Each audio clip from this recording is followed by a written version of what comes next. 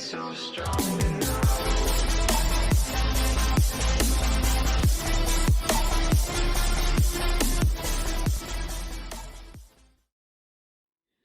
Today is an exciting day for me.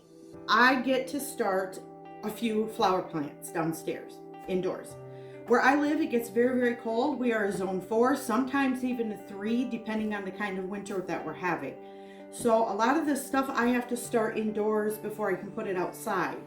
I started collecting seeds a few years ago because without thinking, I'd spent like $400 on flowers for my yard, and that's just not acceptable. I was just floored by the time I looked at everything. I'm like, you gotta be kidding me. This is outrageous. So what I decided to do was start harvesting my seeds from year to year. And these are, I have a whole box here full of seeds. All full of seeds. These are flowers. These are all vegetable. I save every container that I can. I had a spice rack that broke, but I had some jars that didn't. I saved them for seeds. Sometimes you have medicine bottles, save them for seeds. You have, I don't know, any kind of seed, or any kind. This was a diced pimento jar. Okay, there's seeds in there now. So I save those, and then sometimes when you're at the store or a place of business, when it's getting into deep fall, you'll see that their potted plants outside are kind of dying back, and they're starting to produce those seeds. I go in and I ask the cashier or ask whoever's working there, is it okay if I just snip a head off one of those? Usually they're like, yeah, go ahead, we don't care, because it's gonna die anyway. So that's where a lot of these came from. And they work, they're beautiful. But today I'm going to start a red hibiscus, a red Gerber daisy, and a yellow hibiscus. Now, and I'm going to start some mums. These 4 plants here, they have a tendency to take a long time to germinate, a long time to grow, and a long time before, when you start from seed to get to bloom, it's quite a while. And our growing season in the Upper Peninsula of Michigan is very short. So we have to start these indoors. And if you want to do them indoors, I suggest that you get a grow light to do that. Putting them in front of a window that gets sun, a little bit of sun or whatever, is fine. Excuse me, I have been fighting kind of a chest thing here for the last few weeks. So excuse me when I clear my throat. But like I said, that's fine if you want to put them in front of a window, but you got to make sure that you turn them every day, because you're going to start seeing your plants kind of bending, and they're going to get real long and spindly. And why that's happening is because they're reaching for the sun. They're reaching, and in order to do that, they have to get thinner so that they can grow taller to get what they need. Now, if you have a grow light, this doesn't happen because it's directly on them. So they're just, they're kind of hanging out in the sun, and they're just like, yeah, this is cool. I don't have to strain to grow. And the other thing that you need is a good strong fan.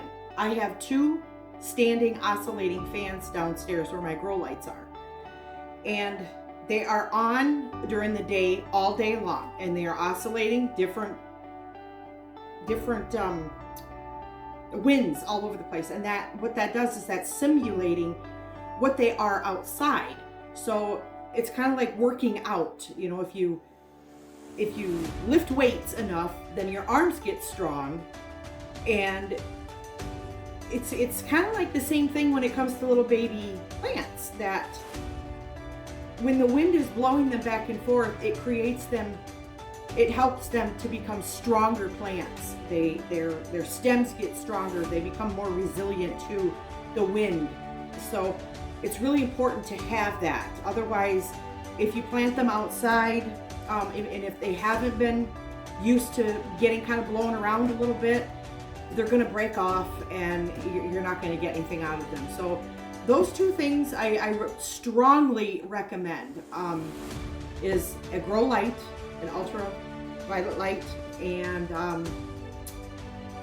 at least one oscillating fan that you can put on high, depending on how many things you're growing. I have 2 because I grow a lot of things.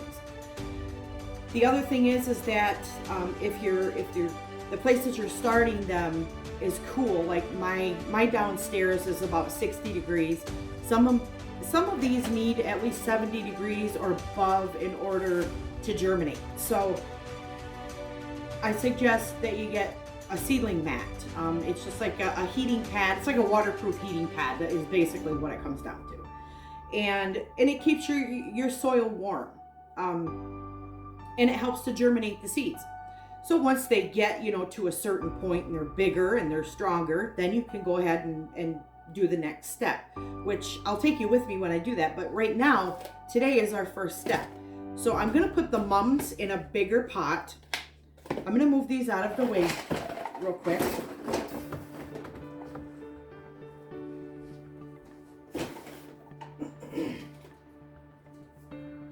And these, I'm going to do 1 row of red Gerber daisies, 1 row of yellow hibiscus, and 1 row of red hibiscuses in these. So I'm going to have 1, 2, 3, 4, 5. I'm going to have 5 of each pot. But first, I'm going to go ahead and I'm going to fill these ones. I want the mums in a bigger pot because I really like to decorate with these during the fall. And I believe that these were probably mum pots to begin with, because this is where I got all of these from. And it's a mix, so I don't know what's what. But that's kind of the surprise, right? It's a surprise. It's like having a baby. It's like, surprise, I'm this color, when it blooms. But these are, I want to say about, up here where I live, they're anywhere between $4 and $6 for, excuse me, for a smaller pot. And when you want 6 or 8 of them or 10 of them, that adds up to a lot of money. So sitting down and doing the math when it comes to potting soil and water and harvested seeds, it's a fraction of the price compared to, $6, $8 for this. Now, where's it at? A red Gerber daisy up here. This size pot for 1 flower, this size pot is $9. I just can't do it. I can't do it. It's just too much. And so what I did was after this one, I bought 1 of these for $9, and then it bloomed probably 4 or 5 times, and I kept an eye on those blooms. And once they dried up, I harvested the seeds. And now I'm going to plant those today, and hopefully, fingers crossed, I will get 5 out of that one $9 pot. And again, with the hibiscus, those can be kind of expensive also. But these seeds I did not buy. Hibiscus seeds, I belong to a group, and I suggest you do this on Facebook. It's a seed exchanging group. You pretty much, you start out with nothing. You say, okay, I've got a package of heirloom pickles to trade with somebody, and somebody will message you or comment on it and say, hey, I need some pickles, but I also have acorn squash, so I can trade you some acorn squash for some pickles. And then you have acorn squash seeds and some pickle seeds, and then they grow, and then they mature, and then you harvest the seeds from them, and then you've got more. This is why I have so much of everything in those 2 boxes. And that's only a couple of years worth. That's not even, I haven't been doing this for years and years and years. Gardening, yes. Seed exchange, no. But I'm going to get my dirt in here now. I'm gonna be quiet for a few minutes and just get my dirt in my buckets, and then we'll go from there. So I've got my potting mix into my, whatever you call it here, my pots. And what I've done is I filled it up, but not like completely to the top or anything. But I lightly went and I kind of compressed it just a little bit. Not push it down real hard, but just get kind of a flatter surface on there. And now what I'm going to do is I'm going to take my jar of mums here. And I'm just gonna sprinkle these in here, just like this. Not overdoing it. You don't want to overfill your pots. Just a light sprinkle of them. I mean, and you're gonna get a ton of these out of just a couple plants. I did start mums last year, but I started them too late, and then I didn't get any, and I was kind of bummed out about that. So this year, I'm not going to miss the boat. I'm not going to miss the mum boat.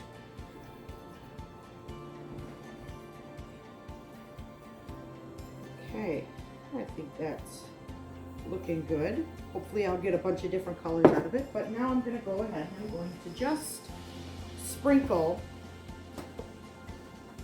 a little bit on top, and I'm actually going to do that with my hand. Just like this, just lightly. I'm not going to put a whole lot on there because I don't want them compressed to the point where they can't germinate, but I'm just going to pat it down very gently. I'm just going to do it like this with the rest of them as I go along.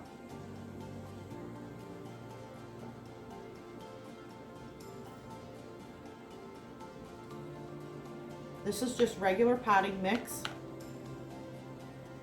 There is a difference between garden soil and potting mix. You don't want to use garden soil when you're starting seedlings. It's too heavy.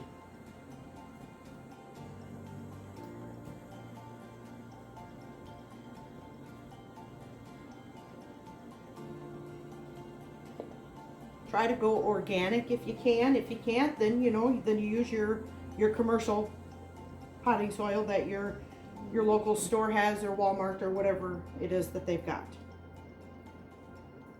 We all do the best we can with what we've got, right? And what we can afford. So now those are in. And I'm going to take my spray bottle, because I don't want to use this for seedlings, because it'll pour on there too fast and too hard, and then the seeds are going to get all not covered up. So we want to do this gently. We go through and just mist them until it is just pretty much moist on the top. There, I think everybody is pretty well much moistened up. So now we're going to move on to the hibiscuses and the Gerber daisy. Now, I pre-moistened the soil already, so I just got a couple of spots here that are dry, so I'm just going to go ahead and spray those real quick.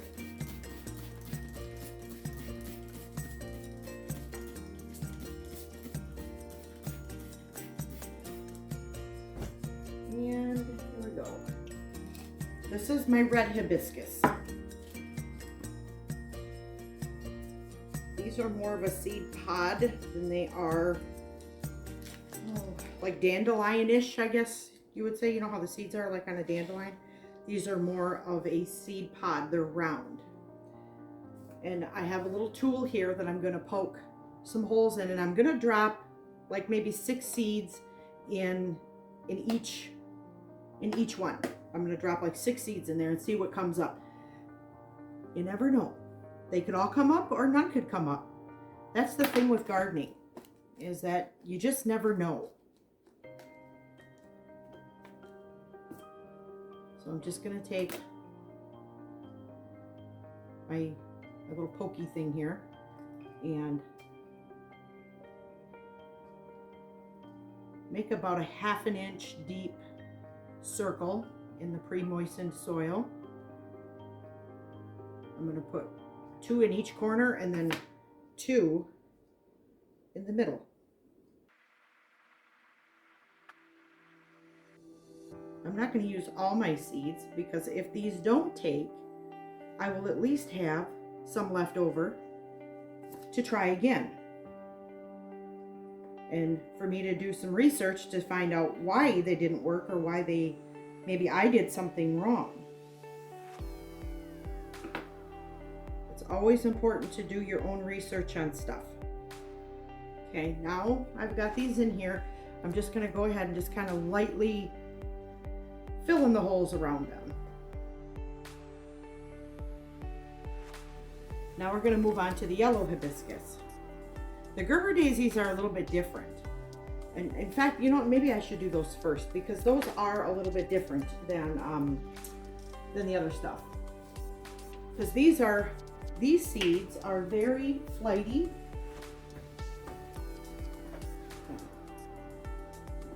You can see how they're very, very like dandelion. They look like the wind would carry them. They're not like seed pods. So I think what I'm going to do is I'm just going to delicately put them in my hand.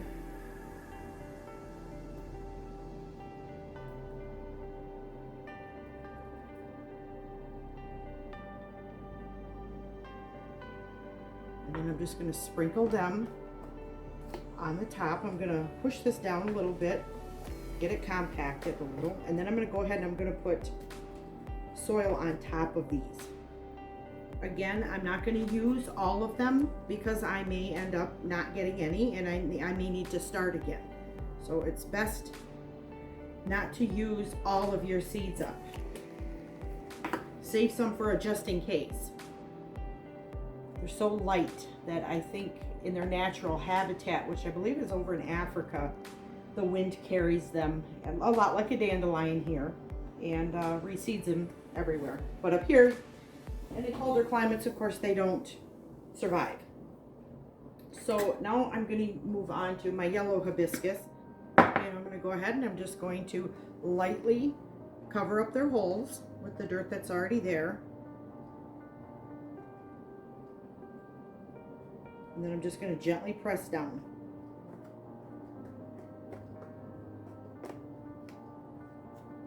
And I have to remember when you're planting and you're pressing down, it's kind of like being squished.